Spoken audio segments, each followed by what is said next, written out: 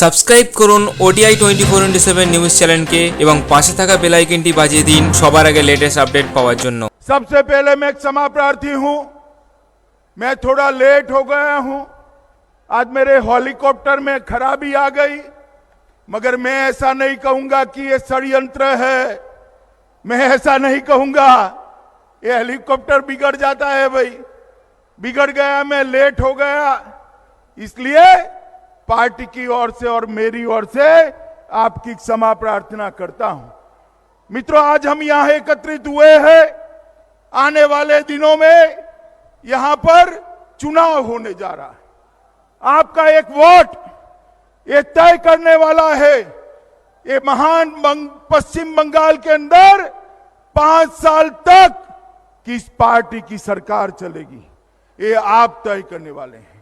2 विकल्प है, एक और 10 साल से जिन्होंने शासन किया वो ममता दीदी है, जिन्होंने आदिवासियों के अधिकार देने में भी कट मनी मांगा है।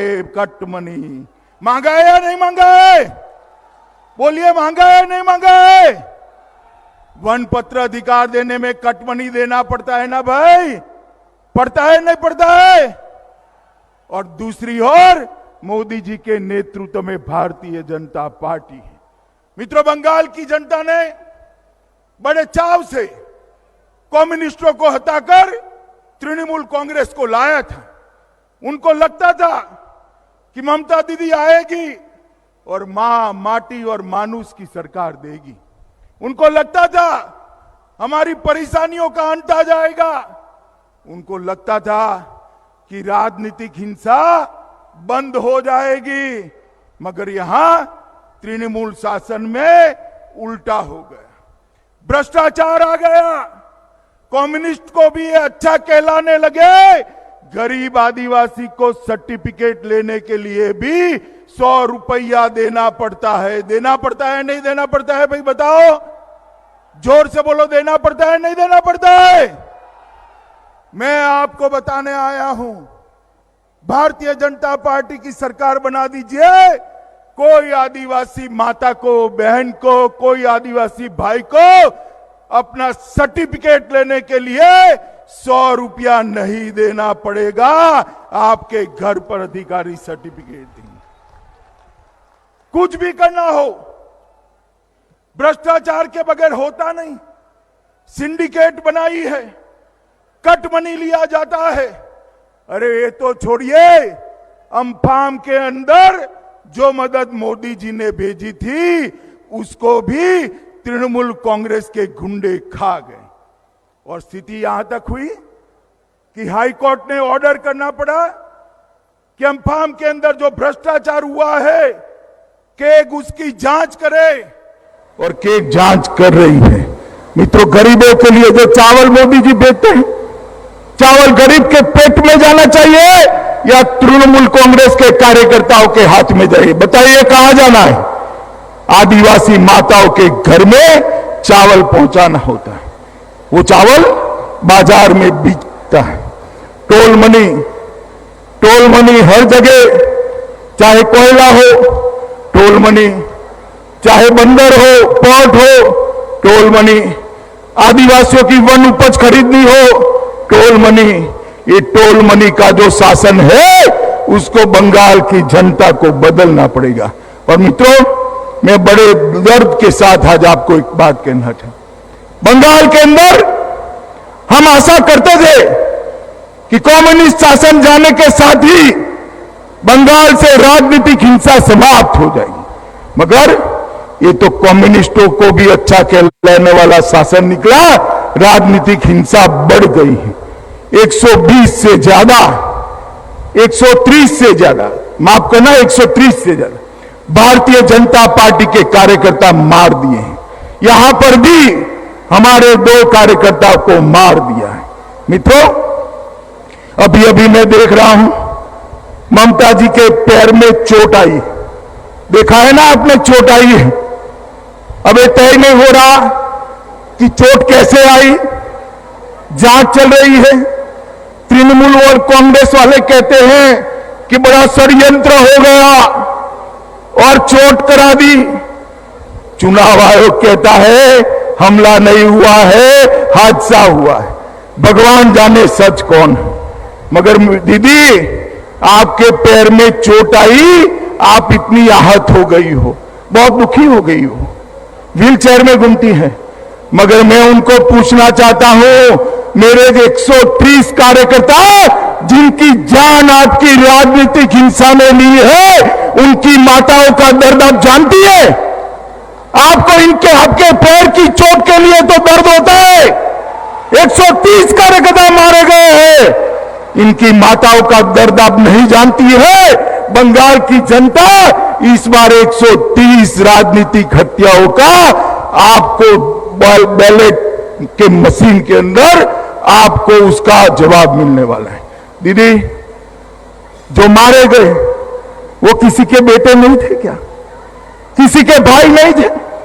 किसी के पति नहीं थे? किसी के बाप नहीं थे? और मरते वक्त उनको दर्द नहीं हुआ होता? मैं तो ईश्वर से प्रार्थना करता हूं आप जल्दी अच्छी हो जाए, मगर अच्छा होता कि 130 लोगों के लिए भी आपके दिल में थोड़ा दर्द होता। मित्रों, बंगाल की रेवेन्यू, कोयला चोरी हो रही है, गौ माता की तस्करी हो रही है, घुसपैठ हो रही है। आप मुझे बताओ, बंगाल में घुसपैठ रोकनी चाहिए या नहीं रोकनी चाहिए? जोर से बोलो, रोकनी चाहिए या नहीं रोकनी चाहिए?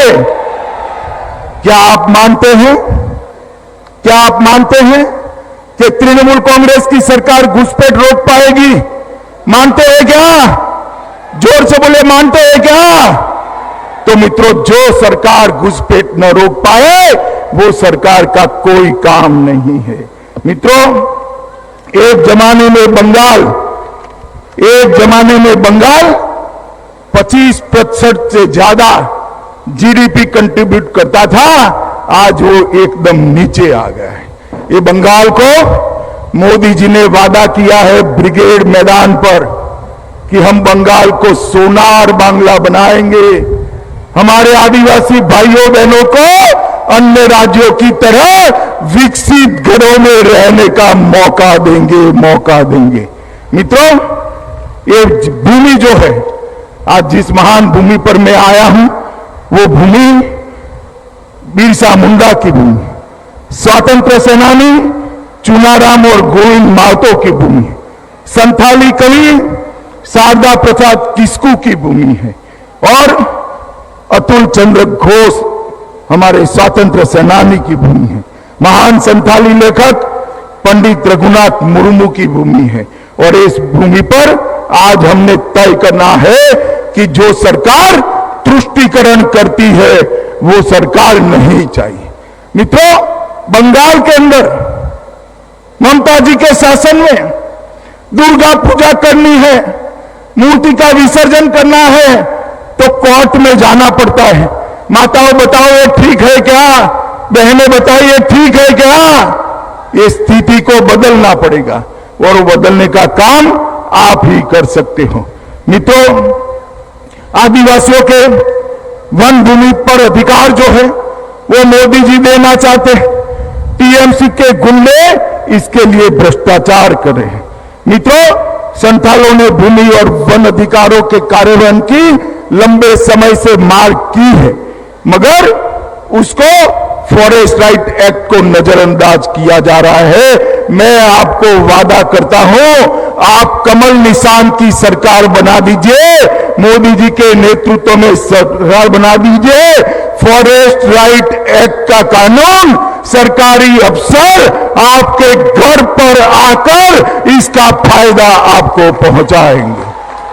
आपके घर पर आकर, किसी को पैसा नहीं देने पड़ेगा। मित्रों, यहां पर जंगल उत्पाद के लिए कोई व्यवस्था नहीं। मोदी जी ने 49 से ज्यादा जंगल उत्पादों को निश्चित दाम से, एमएसपी के माध्यम से खरीदने की व्यवस्था करी है, मगर ये बंगाल सरकार जंगल उत्पादों को खरीदती नहीं है। हम हमारे घोषणा पत्र में लेकर आने वाले हैं कि भारतीय जनता पार्टी की जो सरकार बनेगी वो 49 जंगल उत्पादों को आदिवासी माताओं के पास से, आदिवासी भाइयों के पास से एमएसपी पर खरीदने की व्यवस्था करेगी, जो आपके घर में संपत्ति और धन पहुंचाएगा। मित्रों, यहां पर बांकुड़ा में लंबी द्वारकेश्वर और गंधेश्वरी सिंचाई परियोजना है। अगर वो बांध बन जाता